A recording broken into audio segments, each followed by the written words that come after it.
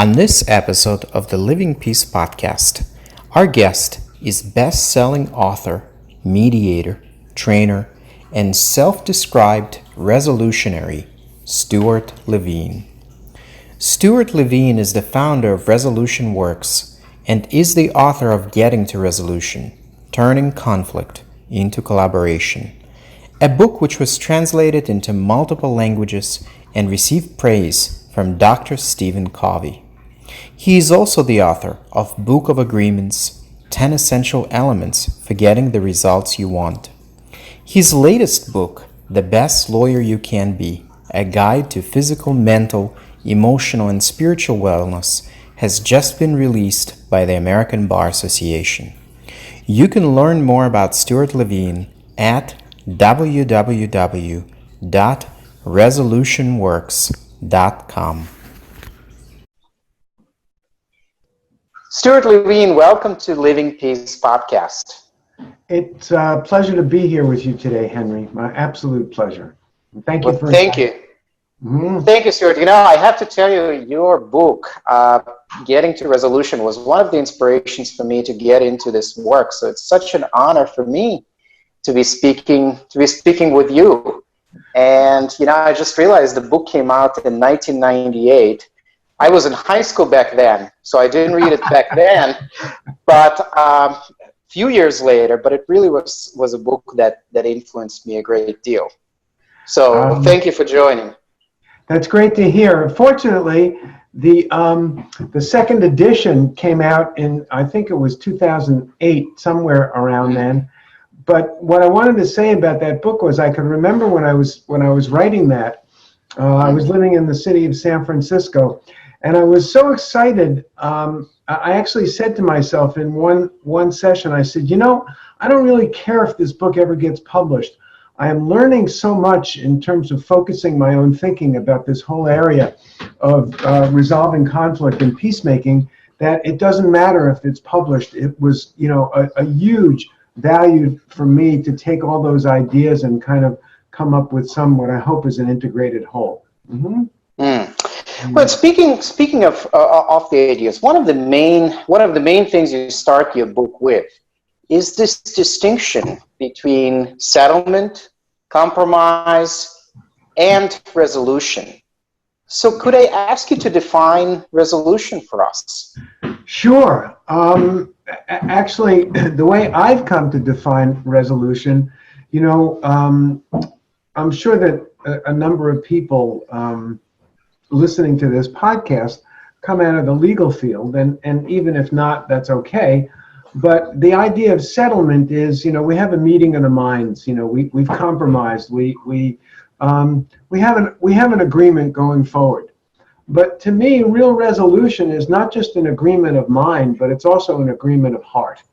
It's to me, it's making sure, and this is in my model of conflict resolution, that people have expressed and gotten out of their body anything that is noodling around on the inside, so that when we say it's resolved, it's really resolved. And you know, to just add to that definition, resolution means we are comfortable moving forward together in whatever the new relationship will be, and there's no chatter. In other words, we're not still grousing about something that happened in the past. Sometimes, Henry, that's aspirational, but that's okay. That's the goal. So if I'm hearing you right, Stuart, I think that the resolution includes at least an element of understanding for it to be true resolution, at least an element. Is that something that would resonate with you? Absolutely. It's getting people back on the same page. It's creating a level of human alignment. You know, what I've come to understand is that the definitive communication is an exchange of information for the purpose of creating shared meaning. And so it's the same thing when you resolve a conflict. You've got shared meaning. You're back on the same page. And speaking of shared meaning, you know, one of the great aspects of your model is telling a story, and you spend a great deal of time in your book, in your first book, on the aspect of telling the story and listening. But something that I came across in my work has been the role of identity, that identity plays in conflict. And the way I see identity is a story that we get attached to. It becomes an identity. So I wonder, and then once it becomes an identity, it becomes very, very hard to move past that, because any attack on the story, feels like an attack on the very essence of who we are. So especially in modern times, where there seems to be so much division and so much difficulty for people to have even a regular conversation with each other, what role do you see identity play in that difficulty, and how do we overcome it? Yeah, that's a great question, Henry, and I think it's a very complex question. We hear bandied about in the media all the time this notion of we're living in an age of identity politics, and people hold on to that identity. I mean, that's one of the, I think, major barriers to resolving conflict, is that if you move people off of their story, they almost feel like it's a death of some kind. There's a missing life force that people hold on to. And so the way I like to think about this is, in some sense, the flip side of this. And we hear a lot of this in the whole dialogue about gender, the idea of fluidity, okay? And the idea is, if we keep holding ourselves as having a fixed identity, it's almost like being stuck in some ways, whether you're stuck in a conflict or stuck in who you are. And the idea is to get people into the mindset of, oh, yeah, that's who I was at a certain moment in time, but I'm not made out of steel or stone. I can be malleable and move forward. It's kind of like an analogous piece would be that I like to say that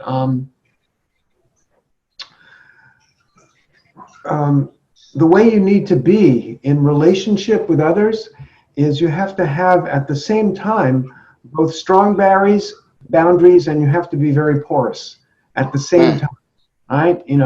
Those things may seem diametrically opposed, but so many phenomenons in life are Cohen's just like that.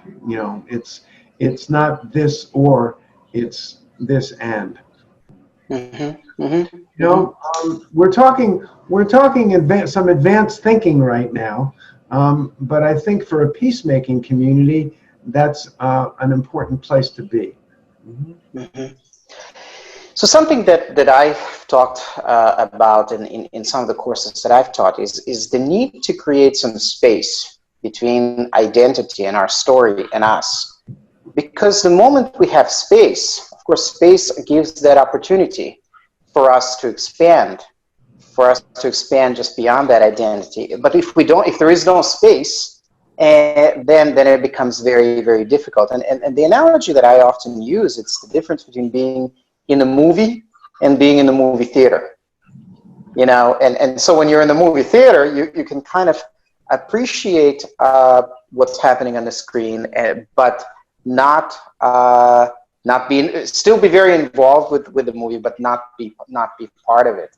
And then that allows us to expand and have a dialogue, have a true dialogue, as it seems to me. Do you have any thoughts on that?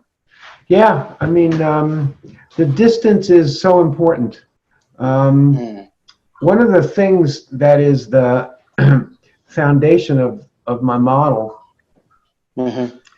is to get people talking, to get them talking at a deeper and deeper level, so that what's inside can get outside to create that space that you're talking about.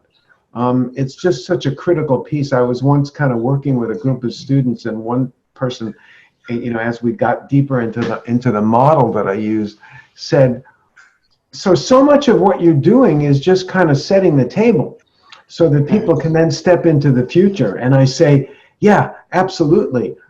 Getting people, giving them the opportunity to articulate what may have held them in the past, and to realize, in some sense, that was just a story. It was the way I was talking to myself about it.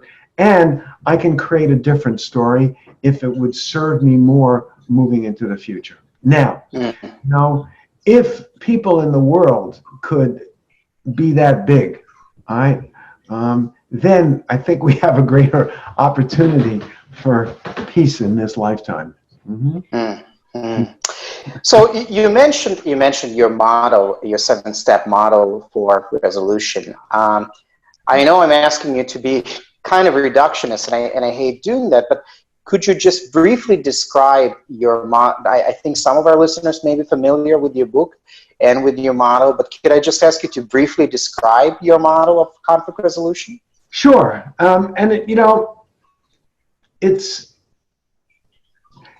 I'll be even more reductionist than you think I'm going to be, and that is to get down to the three central core elements. Or number one, telling stories, getting facts out onto the table.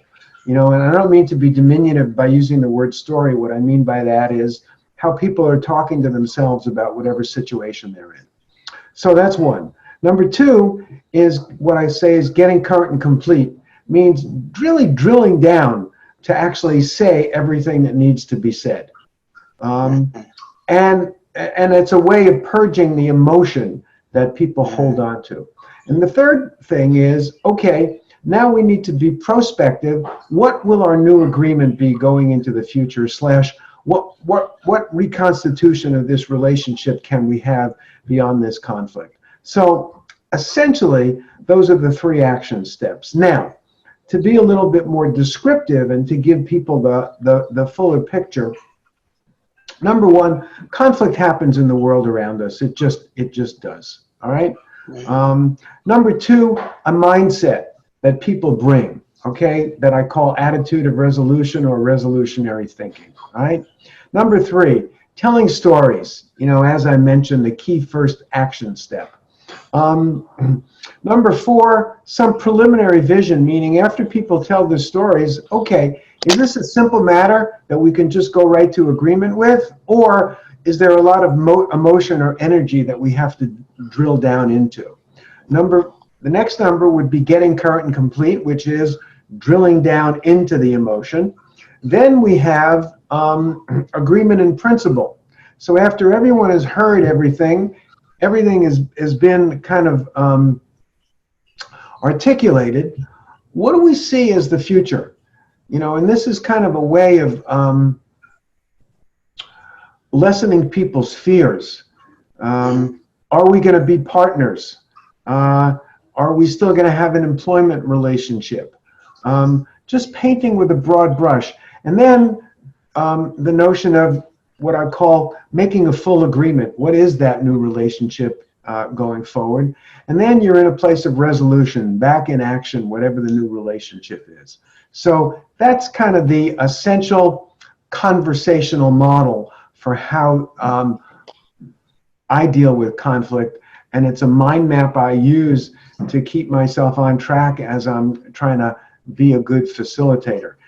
As you know from your work, people always don't follow your models, but you need to have a good mind map of where you're going so that you have that end point in mind, and you've got to make sure that you hit the touchstones along the way, because otherwise things tend to go off the rails. So let me ask you this, Stewart.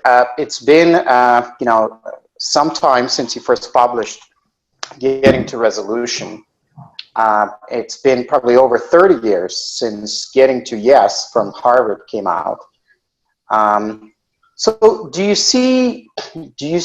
anything change in the way you view conflict or you view conflict resolution in the years that passed since the publication of Getting to Resolution?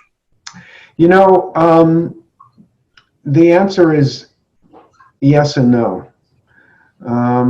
I've learned a ton since that book was published, mostly through my teaching experiences that have added to my kind of knowledge, and also, the idea of living this.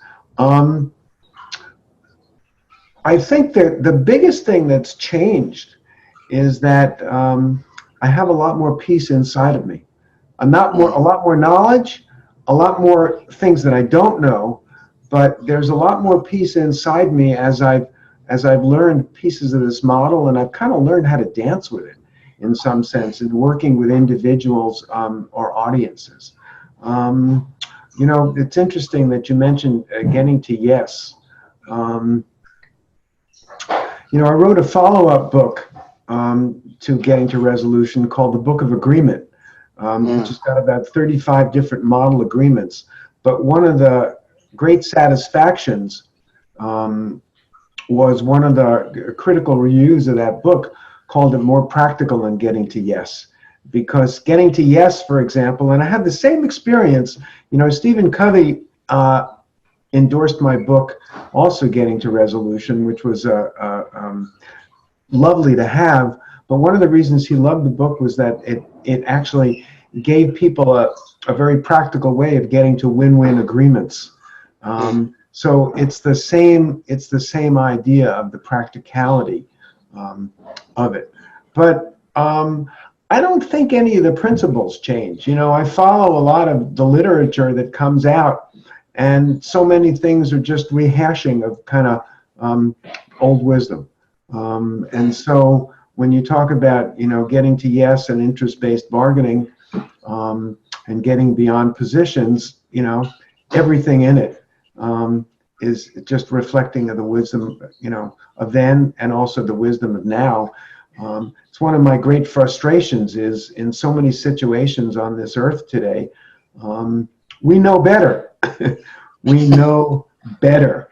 If only people would learn. It's funny, I was just having a conversation in the locker room this morning with, one of the guys that I see at the gym all the time, and I shared a story about being in a cab in San Francisco about 25 years ago, and the cab driver happened to be Lebanese, and I said, "Will there ever be peace in the Middle East? What do you think?" And his immediate response was, as soon as all the politicians die and aren't replaced, then we might have an opportunity for peace. And it's true, because those folks, talk about identity. They hold on to their identity with a vice grip. So I want to touch on something that you said, especially something that you said about getting to yes, because I remember when I first read Getting to Yes, and it was a wonderful book. I've read it a few times, but then when I got to that famous example with the orange, I thought it was cute, but I thought that was an example that only a college professor could come up with. Because I don't know, I don't know about your practice, but in my practice, I'm yet to see those ideal clients who can so neatly and easily get to their needs, and who have no prior history, and the needs are so apparent as they are in the orange peel example. And what I thought, and this is something that you talked about taking a deeper look, and the importance of going deeper. One of my lessons for getting to yes and reading your book was that interests are just the beginning of the inquiry.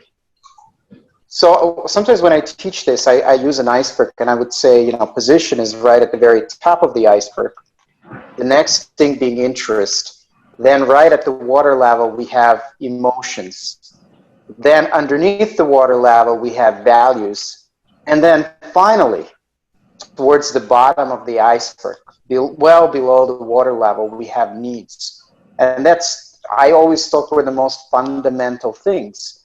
Because we may have very different positions, different interests. Sometimes our interests are all in the head as well. But when we start getting to needs, it's something that is quite fundamental. And it doesn't matter who we are, our needs are the same. Do you have any thoughts on that? Yeah, I do. I like your iceberg analogy. I think that all those other pieces, the values, the concerns, the identity, they can be things that can be constricting in some ways. And, you know, this idea, as I mentioned before, about being fluid, it's kind of like, so what do you really need? What do you really need in this situation, and why? And in some sense, because, you know, individuals' emotional reaction are different. Or to say that a little differently, there's no such thing as a wrong emotion. An emotion is based upon someone's previous life experience, and everybody has a different life experience. So what somebody really needs, in some sense, might involve unpacking all of those things that are above that. And maybe in that process of unpacking, you know, whether it's done in a mediation session, whether it's done in a caucus, can help get people to see why or how getting that need met might or might not serve the situation, why it's critical, whether they could, you know, let go, whether what they think they need is not really what they need. Right.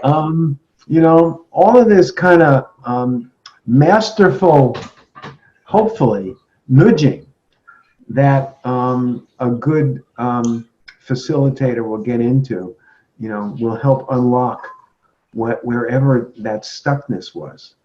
So, you know, I kind of went around and around, but we're talking about a phenomenon, as I said, that I think is extremely complex. And some of it, you know, as you're noodling through it, is based upon, you know, your rational intellect, and some of it is based upon just being with that person and developing a sense of connection and trust. I don't know if you're familiar with the with Elizabeth Bader's work in this area of because Elizabeth does just an extraordinarily nuanced way of unpacking the whole notion of identity and the psychological aspects that both conflict resolution professionals and principals in a situation of conflict are in. So something else I want to talk to you about, Stewart, is this. You know, we tend to approach conflict, and this is following out to what you just said, from a very intellectual standpoint. Very often, we're staying in our mind. And as one of my teachers said, our mind is a wonderful scalpel. It's wonderful for dissecting things, but it's terrible for sewing. You know, and what we're trying to do is actually sew. We're trying to sew a new relationship. We're trying to sew a resolution. So how do we move away? And this is, I think, especially true of lawyers. You know, approaching conflict, approaching negotiation from very mental, mind-based perspective, and kind of ignoring the other elements. So how do we sew, and what instrument do we use for sewing? Yeah. So you use your heart for sewing, okay? Yeah. There's no question in my mind. And in some ways, as you know, what we want to do, I said it table before, is to drop down into their heart so that we can sew.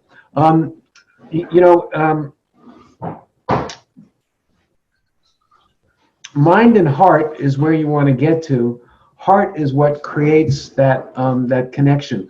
One of my favorite, all-time favorite articles, and I can't remember the name of the guy who wrote it, was "The Mediator is Trickster." The mediator is trickster. And it reminds me of a personal story.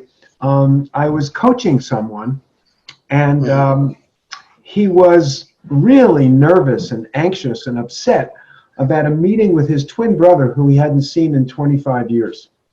And this was a huge emotional situation for him. And a number of years before, this is going to sound strange, but I was being a trickster.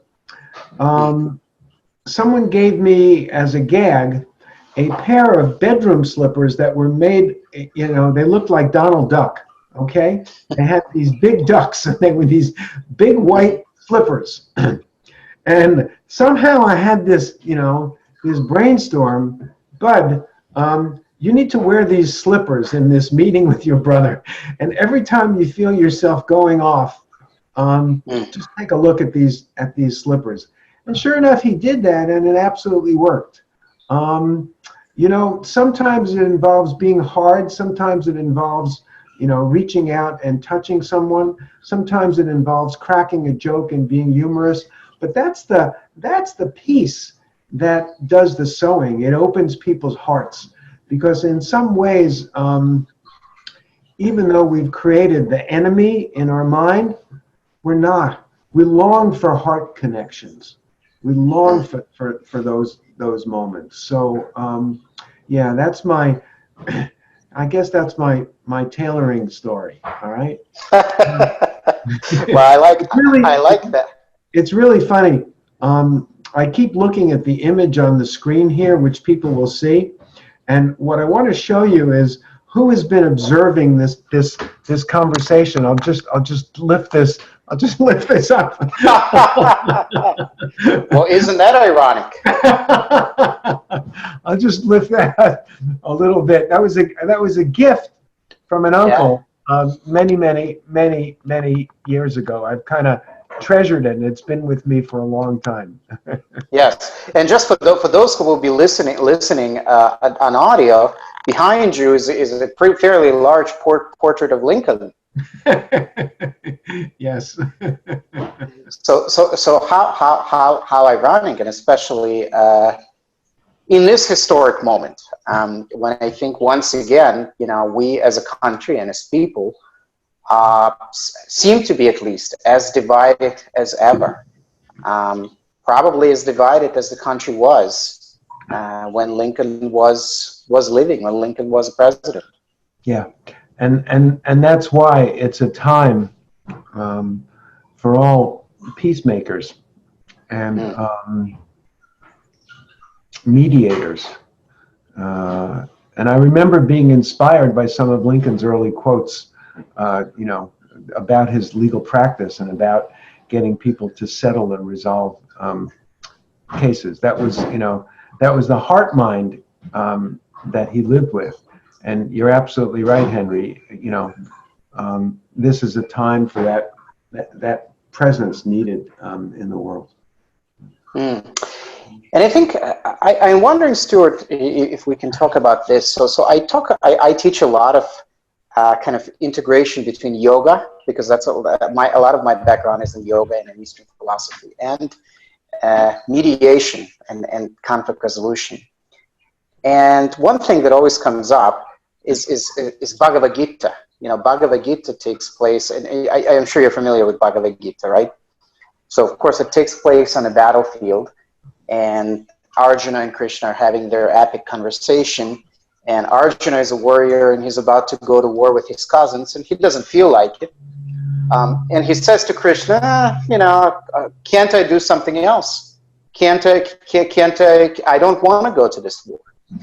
And interestingly, Krishna doesn't tell him, make love, not war. He doesn't tell him, leave the battlefield. He tells himself, establish yourself in yoga, and then act from there.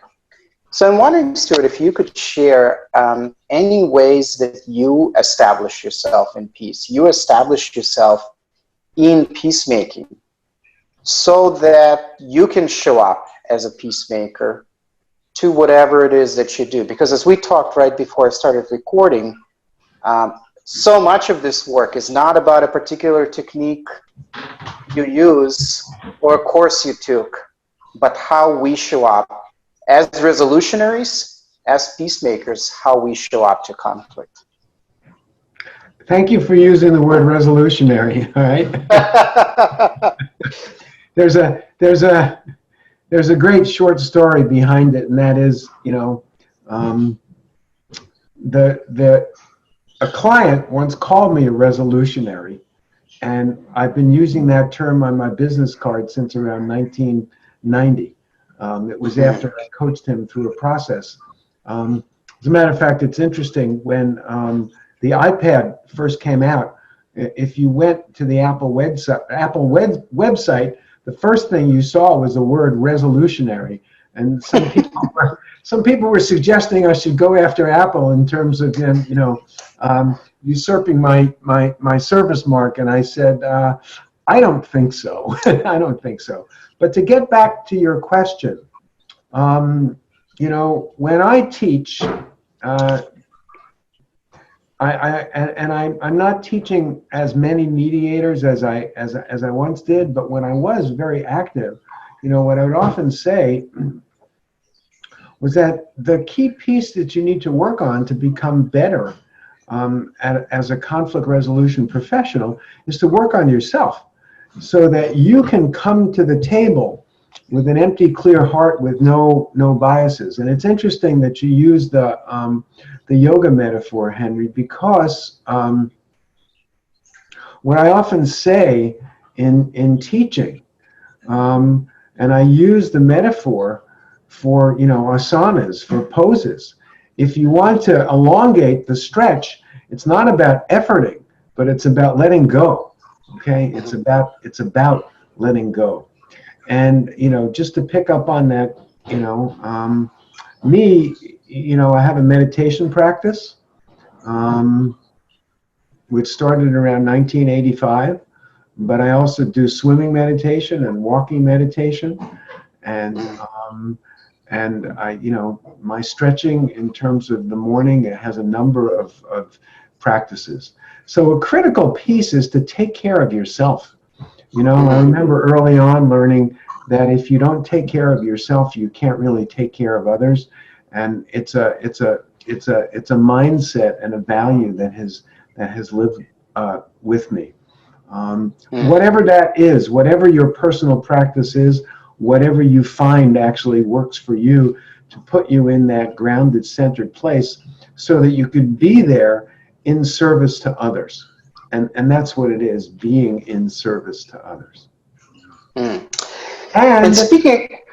And just one more little tidbit that goes along with that, making sure that the conflicts in your life are resolved in your own life, that you don't live with any ongoing craziness that is distracting you. And yeah, we all go through stuff, but to do our best to kind of keep that to a minimum so that you can be clear and present for others. I was just going to say that this is such a perfect segment to talk about your latest book, and that is The Best Lawyer You Can Be. Speaking of taking care of yourself and really tuning in. So tell me what inspired you to write this last book, The Best Lawyer You Can Be? Sure. I have, even though I haven't practiced law formally for a long time, I have remained active in the American Bar Association Law Practice Management Division. And I was on the Well-Being Committee, and which was a new committee, because the word well-being, has just started to creep into legal circles in the last few years. And told Afford committee just says, I think we should write a book. Does anyone want to take that project on? I don't know why. I just said, sure, I've done a few books. I can do another book, not a big deal. And I never had any intention of writing the whole book myself. But I have been gathering folks over the last 25 years, many of whom have been classified by the American Bar Association as, quote, legal rebels. And I just started to think about what would be the critical pieces that are needed in this book, who I knew, who I needed to be networked to. And lo and behold, all of a sudden I had, 27 chapters, and they came together, and I was able to kind of categorize them along an emotional intelligence framework. First is a level of self-awareness, then a level of self-care, and then a level of engaging with others. And lo and behold, I'm just really thrilled with the way the book turns out. It's a lovely, I think, a legacy project. It was a great exercise in leadership and really herding cats. I wrote an article follow-up to that called Leadership by Nudging, to get all of these wonderful contributors to actually kind of get their work done. So that's the story of that book. And as I move forward, it's not a week that passes that there's not a huge story about well-being within the legal profession that really kind of coming to the surface, because it can be a very difficult space to be in, especially what we know as big law. Yeah. Mm-hmm. It's interesting. So in law school, I never learned such things as, I learned torts, I learned contracts, I learned criminal procedure. I never learned how to talk to people. And I never learned how to take care of myself. So if you were king, and could single-handedly, king or magician. So let's say magician, since you used the magic analogy earlier, so you can wave the magic wand and single-handedly change legal education in this country. How would you change it so that the lawyers come out as resolutionaries, as beings who are ready to who are not just filled with information, but who are ready to truly serve their clients and to enjoy doing that? See, so now you're really tickling my heart, Henry, because for 40 years or so, my vision has always been that lawyers should be co-mediators in resolving a situation, right? That we've got this huge body of incredibly smart, talented, critically thinking people carping at each other, and we have so many social problems that this energy could be used to actually solve. So how do we move from here to there? Number one, we make sure that the legal education reminds people that the profession really at some level is about problem solving. All right? And what happens is people's problems becomes lawyers' cases, and then the ego takes hold. Right? Historically, there were three professions: doctors, lawyers, and priests. What has happened is, and I in great part blame Stephen Brill for this, the notion of big law becoming the primary metric, becoming billable hours and dollars per partner and things like that. And so some recognition and articulation about what the core of this profession was always about. Service, all right? And having that be a part of the educational process, not just having the most senior graduates immediately default into big law as being the aspiration when it's so many other things. I also go back to the important work of Larry Krieger, who I selected to write the opening chapter in the book. And Larry's extensive empirical research revealed two things about happy lawyers. One, the happiest lawyers have autonomy, meaning they don't take any cases. They only take cases congruent with their own value. And B, they're not at the mercy of some boss, how to maintain their own individual integrity. And number two, happy lawyers are relational. They, as you said, you didn't learn how to speak in law school. We didn't learn about communication skills. When we got out and started practicing law, then we went, oh, wow, this whole practice of law is not about the law. That's way in the background. It's about dealing with people and dealing with problems. And so we need to have a focus about what the actual practice of law is so people can learn those interpersonal skills that are part of emotional intelligence. If people start to have that level of skill, consciousness, awareness, maybe slowly this shift can take place and lawyers can return to their traditional role as leaders and problem solvers and not just money makers. What a beautiful vision.